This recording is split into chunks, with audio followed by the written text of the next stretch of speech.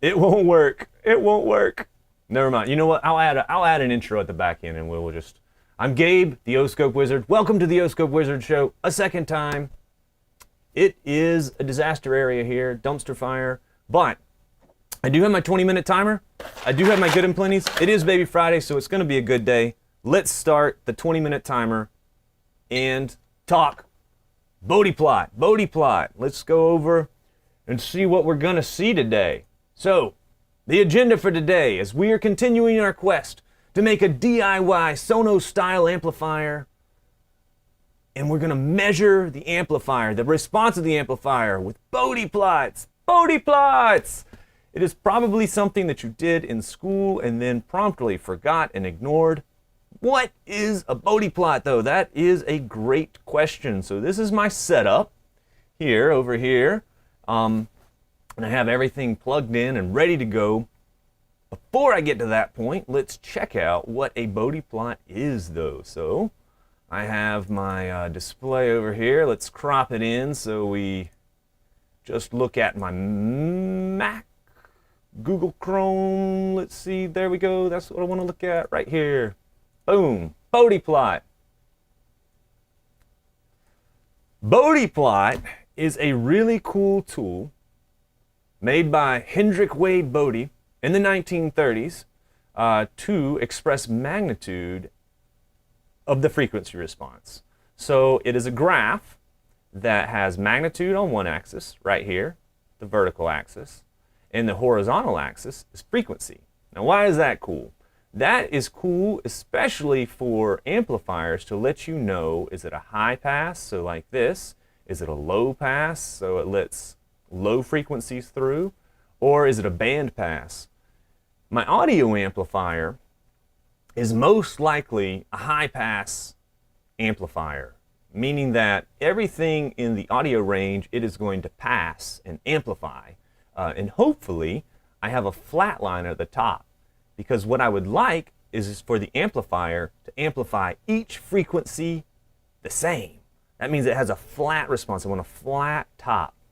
If it boosts certain amplitudes, certain frequencies, that's going to make my music sound weird, and I would like to handle weird music. I don't want the amplifier involved in making my music any weirder than it already is. It's plenty weird, love it weird, but I do want to hear it how the artist intended.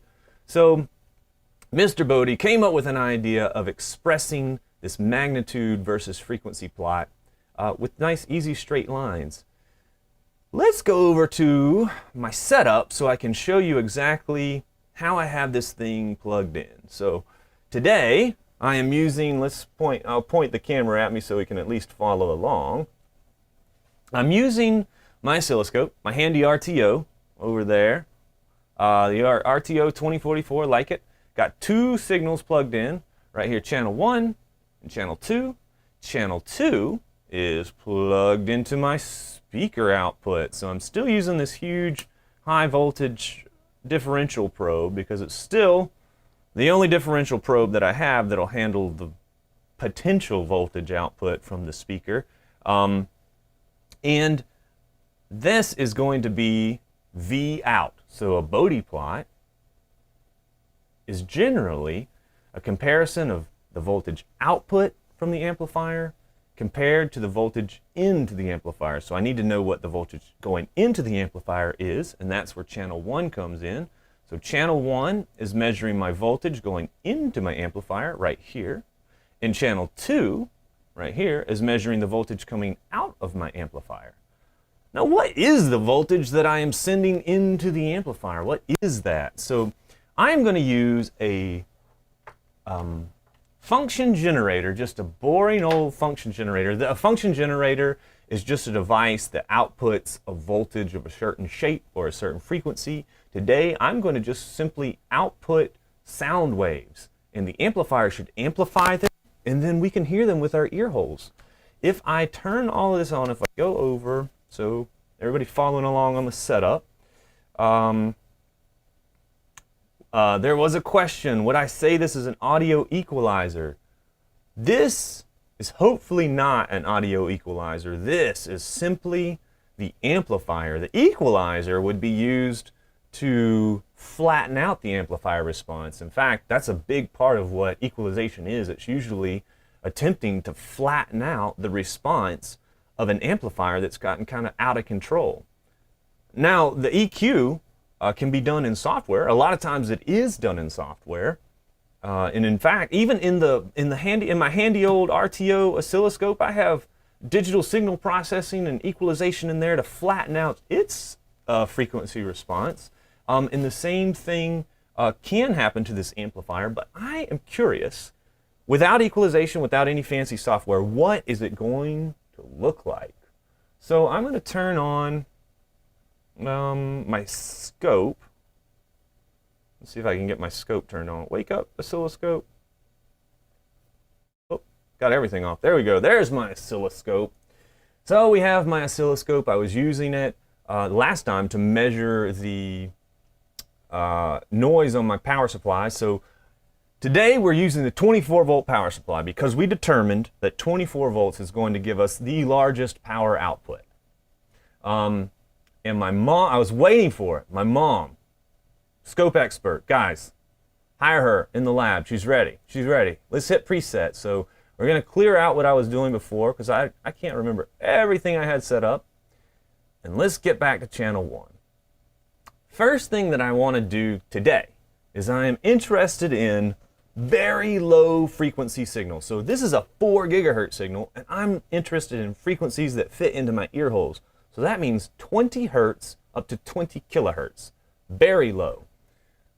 I'm going to go over here and I'm going to enable a mode that filters out high frequencies, and it also has the added benefit of letting me look at smaller signals because it's filtering out a lot of the noise. So I'm going to move this down to 100 kilohertz, super low bandwidth filter. And then this channel 1 was voltage input, and then channel 2 was voltage output. There we go. Let's make my channel 2 probe set up how I want it. Now, the actual generator is also in the oscilloscope. So the oscilloscope is really cool because it has a built-in generator, 2-channel generator. We're only going to use one of the channels today, but I can generate a tone. So that's a frequency. A frequency and a tone, synonyms. A lot of the RF guys will call it a tone. Which is kind of crazy. Audio folks definitely would call this a tone. So I'm going to generate a 100 hertz tone, which has a period of 10 milliseconds. So I need to make sure that I'm grabbing at least, let's grab at least 40 milliseconds of time. So I'm grabbing kind of a long chunk of time. Then when I go over here and turn this on for 100 hertz, boom. So can you guys hear it? You might. It's going to be out of sync, but it's just a boom. That's 100 hertz. That's really cool. Here's my 100 hertz. Here's my 100 hertz input. Here's my 100 hertz output. So we're going to hear that. So let's make some measurements on this. I can just do a single, so I'm going to stop it for a second. And I'm going to turn off my generator so I don't have a hum in the background. And let's figure out what kind of gain is my amplifier giving me. So that's a super basic place to start. I'm going to do, oh yeah, we did hear it. We heard the boom. That's cool. I think that's going to be cool. It gets a little bit high pitched, a little squeaky. So first things first, gain. So this is the voltage of my VN, 198 millivolts. That's VN. And then the voltage of my V out. So 2.86 volts V out. So my voltage gain, V gain, is equal to V out divided by VN. If I go back over to my desktop here, I have Blockpad. Blockpad, guys, it's, I'm liking this tool. So I could say that V out is equal to 2.8, what was that? 2.8648 volts. There we go, if I can type. And then Vin is equal to 0.19883 volts. And then V out divided by Vin is equal to 14.48. So 14.48, that is my voltage gain. But gain is generally, if we go back over to the Bode plot, you'll notice that the magnitude gain over here on the Bode plot is dB. So it is, I'm not sure the fascination with decibels. It does allow you to look at very large changes on a single graph. That is its big help. It's also pretty unit agnostic. You can convert anything into dB and you can understand the relationship. One could. I don't. My tiny mind is still suffering trying to think about dB. But in order to turn V out divided by Vin into decibels, you just need to multiply 20. Well, let's change the formula a little bit. Well, I've messed that up totally. We'll get out of there. We will delete this whole thing. Delete, delete, delete. 20 times log, so 20 times log of V out divided by Vin equals, I think I need some more parentheses. When in doubt, add more parentheses. Let's see. Okay, there we go. So 20 times log of V out divided by Vin is 23.1 decibels. Now, that is the first point on our Bode plot. We know that at 100 hertz, it's 23.17 decibels. Now, in order to create this Bode plot properly, I would need to turn this back on. I would need to go back in, turn on my generator, and then I would need to change frequencies to, like, say 200 hertz. And then I would need to make that same math happen. So if I hit run over here, now I'm at 200 hertz, same math, I can see the relationship is about the same, but I need to graph that throughout the entire band of frequencies that I'm interested in, which is 20 hertz all the way up to 20 kilohertz. That's going to be a lot of math equations to crunch on manually. Luckily, a man did this for me. A guy named Ken Rasmussen over in Denmark made a really handy tool for me. The RTX Bode tool. So this is a guy who actually made a tool himself to solve this very problem, which is, I mean, the very definition of what engineers do. We make things to solve problems. So my start frequency I want is 20 hertz. My stop frequency, 20,000 hertz. So 20,000, 20,000 hertz. My voltage peak in is going to be, getting phone calls, we're going to do 100 millivolts. And then I need to tell the application that I'm using a 1 meg input, because both of my probes use 1 meg input. I also need to tell it that my gain max is 25. Let's start with 25 dB because I just did that calculation and it was 23.1 dB, so I think we'll be good at 25.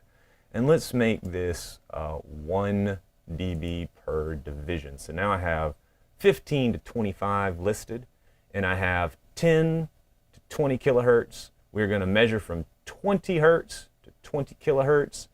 It's going to make some noise. We're going to hit run, and we'll see what happens. So I have it all plugged in. Continue. I can hear it clicking. Okay. Okay, so the red is my gain. That's the thing that I'm most interested in. You can hear it.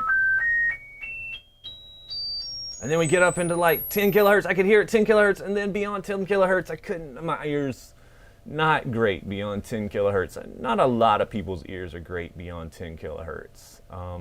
But here's my Bode plot. Here's what it looks like. It's pretty cool. So 23, look, here's the measurement we made, 100 hertz. So I can go over to my table. Yeah, it does sound like a hearing test of the doctor. If I go to my table, 103 hertz, my gain 23 dB, just like we measured. So the automated tool is matching the manual measurements. And honestly, when you're doing test automation like this, it's really, really, really important to make sure that you understand the manual measurement before you jump into the automated measurement. So we started with our manual measurement. So we measured voltage out, we measured voltage in, we calculated 23 dB a gain, and then we hit go on an automated tool, and it also matched what we measured before. So this is thumbs up.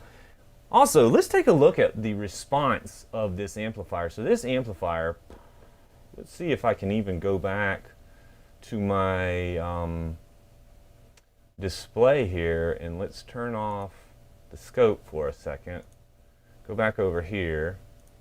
Turn on, what is this? My data sheet for my amplifier. Let's see if the amplifier has any kind of specification on it for its frequency response. It probably does. I anticipate that it does. Let's see if we can find it.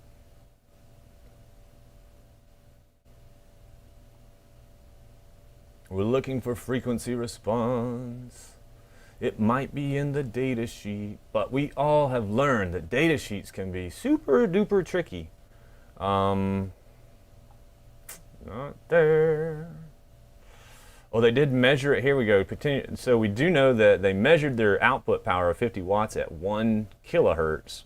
1 kilohertz is right on one of the flat spots of our Bode plot, so that is a good spot to pick for making that power measurement. Here we go, a total harmonic distortion. I don't see, let's see, total harmonic distortion versus output power. What I would really like is output power versus, oh, here we go, gain, phase versus frequency. So the gain is up here, flat, flat, flat, flat, flat, flat. So they're saying that at 20 hertz, totally flat, and then it kind of creeps, and they measured it all the way out to almost 100 kilohertz. So it stays flat all the way up to 20 kilohertz, which is good, and it goes all the way down to 20 hertz. Now that doesn't exactly match what we measured, because we measured, if I go back to my oscilloscope and turn off my display here, we measured at 20 hertz, it drops off. So if I go over to my table, you can see it a little bit better. At 20 hertz, it's 11 dB of gain. And it doesn't get up to 20 dB of gain, which is where I would consider it's in its operation mode, until 34 hertz. So that means you have about 15 hertz here, down at the low end, that doesn't make it out to the speaker. Now, one of the questions that I have is that the speaker response, or is that the amplifier response? Is the speaker itself, because the speaker is a passive component that is going to act as a part of the filter, is that killing the output, or is the amplifier itself not able to get the voltage out at that frequency? Luckily for us, I have actually ordered a power resistor per some great suggestions from the comments last time, so that I can measure this into just a resistor, a power resistor with no speaker components at all in it. We won't unfortunately have the hearing test portion of the experiment, but we will be able to make some measurements on just a regular power resistor. So we should be able to isolate whether this response is caused by the amplifier or it's caused by the speaker, which is something I'm very curious about. Another thing that I wanted to point out is that if I go back over to my oscilloscope, the people on the chat are making fun of hearing tests, that is, I feel like, prime target right now in this particular talk. If I go back over to my setup, there are a couple little resistors here on the board. Let's see if I can turn it so we can see. There we go. Oh, there we go. So I have a couple little resistors on the board, or not resistors, attenuator. Oh my gosh! 5-minute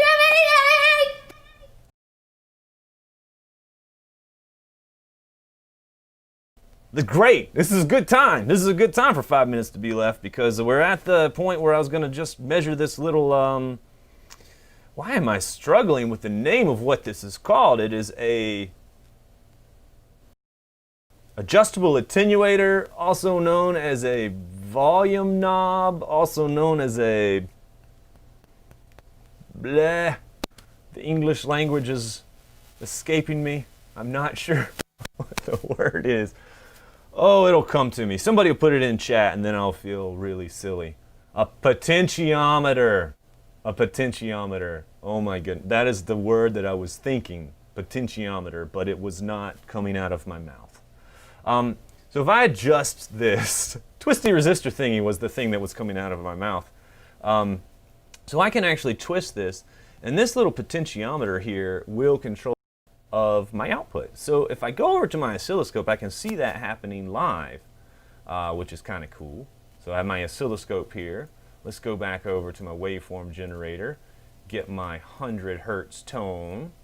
I like 100 hertz because I don't find it annoying. Hit run, give it a little bit more time, so let's say 20 milliseconds so I can see some time. And then the other thing I wanted to do was limit my bandwidth to 100 kilohertz because, whoops, backspace. 100 kilohertz because I'm mostly interested in super low frequency stuff. Now if I make some measurements again like what we had before, so V in and then I measure V out. So here we go, V out minus V in. I can twist the little potentiometer and you can see, look, whoop, my output is changing. So it's changing the gain, which is kind of cool. Another really cool thing that I can do here is my scope has crazy math. So I can actually set up that entire thing that I did using the Bode Plot and my math, really all my manual math. I can set that all up right here. So I can say 20 times log of, whoops, I think I have, let's go back, of measurement 2 divided by measurement 1. I think I can bracket all of this, and then I'm going to multiply this times a waveform because my scope wants everything to be displayed as a waveform. So I'll just multiply it by channel 1 divided by itself. So channel 1's kind of out of the equation because if you divide anything by itself, it is 1 unity. Hit go. Now if I turn this on, here's my math. Let's put it over on its grid over here. Zoom in a little bit because it's super duper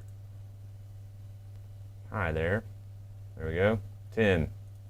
Now, if I measure this math, it is going to give me the gain of the amplitude response. It's going to give me the gain of the amplifier. I think it is here. It's not mean. I don't want mean. Sorry. Hitting the wrong buttons. I want high. There we go. Here we go. So now we are down at, actually I guess it doesn't really matter if I do mean or high. Oh my goodness. Undo. Undo. There we go. There we go. Right now I'm at 13.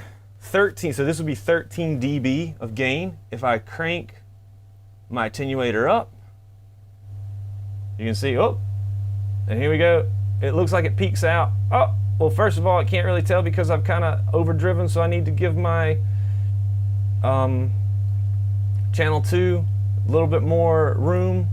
Now I'm at 30 dB, 31, 34.